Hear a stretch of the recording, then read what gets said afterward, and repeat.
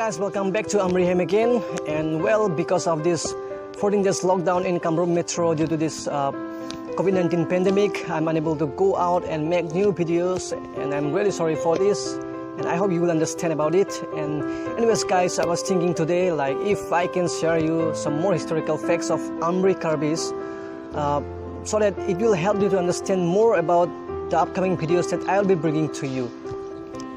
So today I want to bring you two historical facts of the Karbis. The number one is the region behind the Battle of Dimapur, which was fought between the Karbis and the Kacharis, and number two is the journey of the Amris from the battlefield to here. But first of all, I want to tell you about the clans of the Karbis, which is divided into three clans according to their work.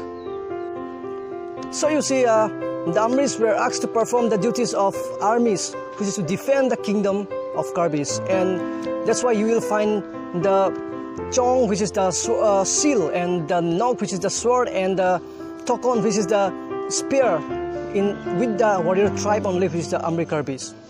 And the Ronghang tribe, which is also known as the royal tribe of the Karbis, were only the tribe from which the king can be chosen.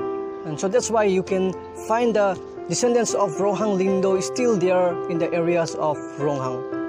The Chingtongs were the official tribe of the Karbis, and they were asked to perform the official work of the royal king's royal office, and also like the social system. Now let's come to the point. Well, it is learned that the Kachari king tamed a young tiger, and to rear the tiger, he ordered his servant to collect milk for the tiger from the women of Karbi by milking them. And well, this practice was going on for some days, but there was a courageous woman named as Rongfarpi, and she denied to give her milk to the servant, and when the servant started to force her to do so, the servant was killed by her big knife. And there comes the region behind the battle between the Karbi king and the Kacharis. Now Amris, being the royal army, had to face the battle, which was led by the general Thong Nok Veteran.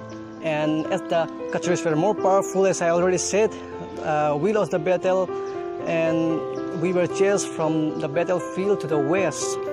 And then, as I have told you, there was a mass exodus of the Amris led by the general, and after a long march, they finally rested at a place, and the general exclaimed as Lampo Dingo, which also means as the matter became long, or the matter became worse.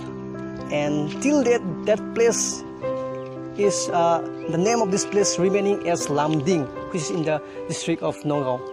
So again, they started their journey towards the west, and again, after marching for a long distance, again they faced many problems in the course of their journey.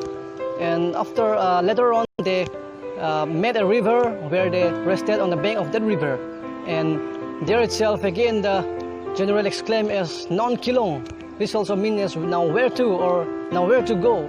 So till that, the river bears the name as Kolong River.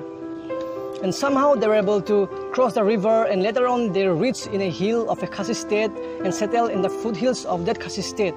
And that's why that foothill is known as Amri Harhang, as I have already showed you in my last video, which is also called as Inglong Maker.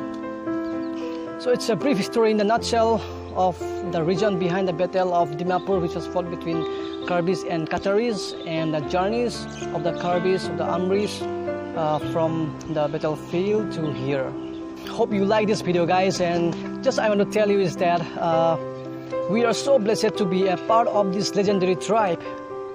So let's be honest with each other, let's serve each other, and let's fight for our Amri Longri. So see you soon till the next video.